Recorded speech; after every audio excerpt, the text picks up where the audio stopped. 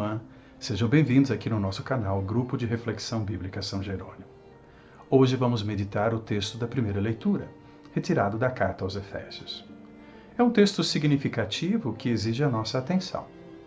A primeira parte, o primeiro versículo, trabalha com essa contraposição de duas condições. Uma de estrangeiro imigrante, portanto alguém estranho de fora, ao qual não se reconhece direitos, e a outra de concidadão, alguém que participa plenamente dos direitos de um determinado grupo, faz parte daquele grupo.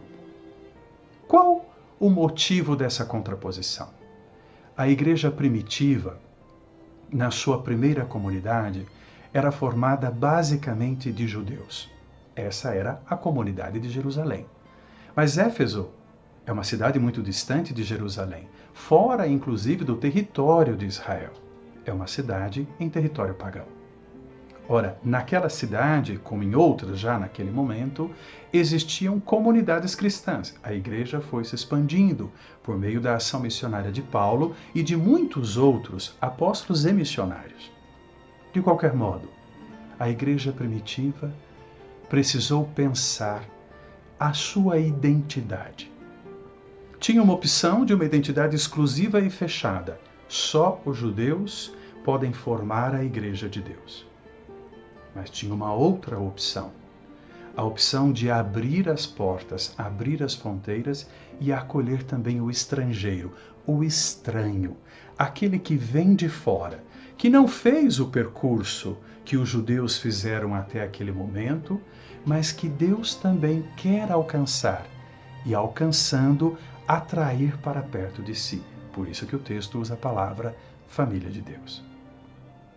Os apóstolos, a igreja primitiva, essas várias comunidades que foram se formando, não sem dificuldades e muita dor de cabeça, tentando entender o projeto de Deus, sobretudo a partir daquilo que Jesus de Nazaré deixou nos seus ensinamentos e abertos à ação do Espírito Santo, foram compreendendo que a igreja não podia ser formada exclusivamente por um grupo, mas deveria ser uma comunidade na qual os estranhos também são acolhidos.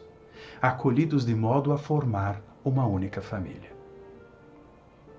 Hoje, esse mesmo ensinamento lá do passado adquire uma força e se torna um desafio para nós muito importante. A igreja hoje ela é muito variada, muito plural, nos vários grupos que a compõem. Mas há sempre o perigo de que um grupo pretenda ser a igreja e com isso feche as portas da comunidade, não dando a possibilidade de outros se aproximarem, porque entendidos como estrangeiros, como estranhos, como sem direitos. A segunda coisa significativa é que o texto bíblico nos fala que esses estrangeiros hoje são família porque foram assimilados, integrados num edifício.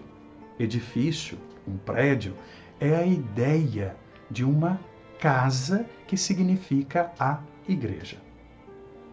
Ora, foram integrados num edifício que tem um fundamento nos apóstolos e nos profetas. Os apóstolos aqui é uma referência aos 12 e também a outros, como o próprio Paulo, que conheceram o Cristo ressuscitado. Portanto, os apóstolos representam aquela memória viva e segura da experiência de Jesus. E com o testemunho que eles nos deixaram, o Novo Testamento inteiro foi construído a partir do testemunho desses apóstolos, nós temos acesso à pessoa de Jesus Cristo. É por meio de quem eles nos apresentam, pelo testemunho de fé e de vida, que nós conhecemos a Jesus Cristo. Eles representam, portanto, a certeza de um canal que nos conecta a Jesus Cristo. Mas o texto coloca também nesse fundamento os profetas. Os profetas aqui não querem dizer os profetas do Antigo Testamento, mas são membros da comunidade cristã. Portanto, alguns membros que acabaram se destacando em meio à comunidade com uma capacidade interpretativa.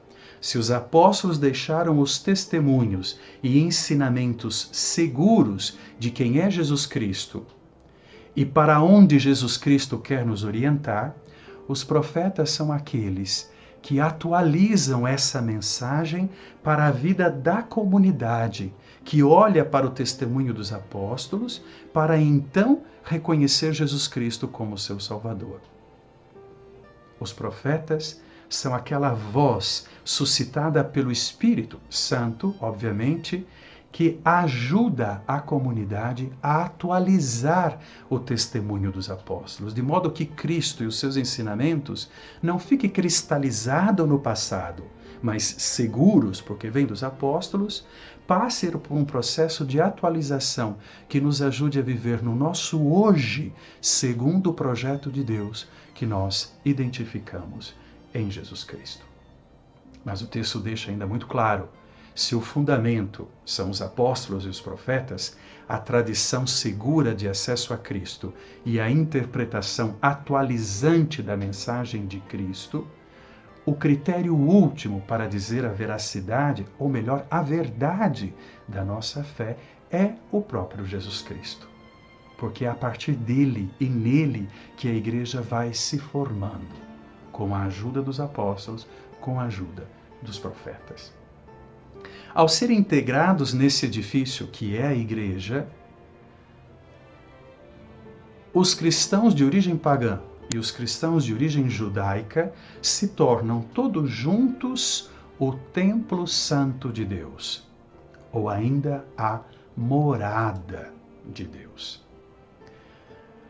Olhando para o Antigo Testamento e para o judaísmo da época de Jesus, anterior ao ano 70 depois de Cristo, quando o templo de Jerusalém foi destruído pelos romanos, o templo, antes de ser destruído, há séculos ele representava para Israel a certeza da presença de Deus em meio ao seu povo. Isso quer dizer que todo judeu, quando sentisse a necessidade da bênção de Deus, ou mesmo quisesse expressar a sua gratidão pelas bênçãos recebidas, se dirigia para o templo. Os pobres muitas vezes recorriam ao templo, porque se é a casa de Deus, de lá se espera obter justiça diante das inúmeras injustiças às quais eles eram submetidos. Portanto, o templo era um espaço material e fixo que representava a presença de Deus. Para nós também, nas nossas cidades, nos nossos vilarejos, até na roça, como se diz aqui em Minas, as nossas igrejas, as nossas capelas, os nossos templos, eles são esse sinal material que nos lembram a presença de Deus na nossa vida.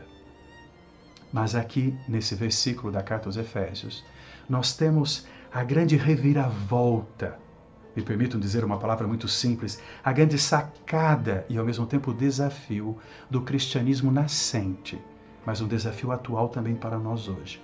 Qual? Se nós nos tornamos, enquanto comunidade e membros dessa comunidade, templo de Deus, morada de Deus, então não é mais um templo construído de pedra e cimento que deve representar Deus, a sua presença no mundo. Isso não quer dizer que as igrejas construídas não tenham o seu valor como espaço de fé e espaço de reunião da comunidade.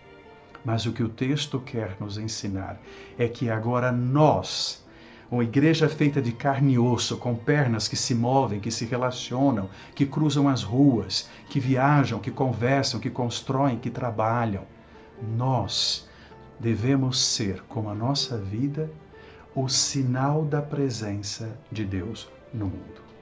Mas atenção, não um sinal qualquer. Não aquele sinal arrogante e acusador, que olha para o diferente e o estranho e imediatamente tem uma palavra de condenação. Devemos ser o sinal de uma comunidade aberta ao estrangeiro, a acolhê-lo como concidadão da nossa família, como um membro da nossa família. Tudo isso pelo Espírito Santo, porque como não se trata simplesmente de pedra e cimento, então a consciência disso e a vivência de sermos morada de Deus é algo que brota da ação do Espírito no nosso coração. O que quer dizer que quanto mais fomos abertos à ação do Espírito, mais nos tornamos sinal eclesial, morada de Deus no mundo.